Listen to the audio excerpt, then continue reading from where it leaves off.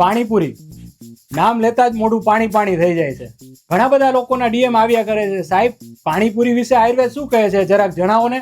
પાણીપુરી ખાવી જોઈએ કે ન ખાવી જોઈએ?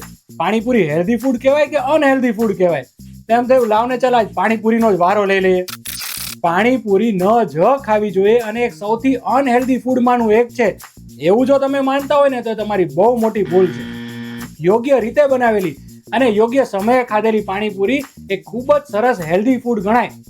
કારણ કે પાણીપુરીમાં વપરાતું જે પુદીનાનું પાણી છે ને એ ખૂબ જ સરસ અગ્નિ પ્રદીપક પણ છે અને સાથે સાથે બેસ્ટ વાતાનુલોમક પણ છે, જેને કારણે ગેસ અને બ્લોટિંગ બંને શાંત થાય છે.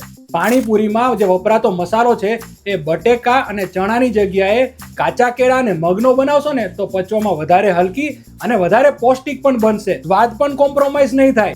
ત્રીજું, પાણીપુરીમાં વપરાતું જે સ્વીટ પાણી છે ને શક્ય ત્યાં સુધી ખજૂર અને દેશી ગોળનું જ બનાવવું.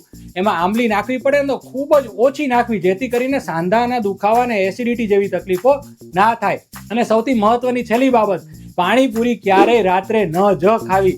શક્ય હોય તો સૂર્યાસ્ત પહેલા જ ખાવી અને ઘરની બનાવેલી જ ખાવી.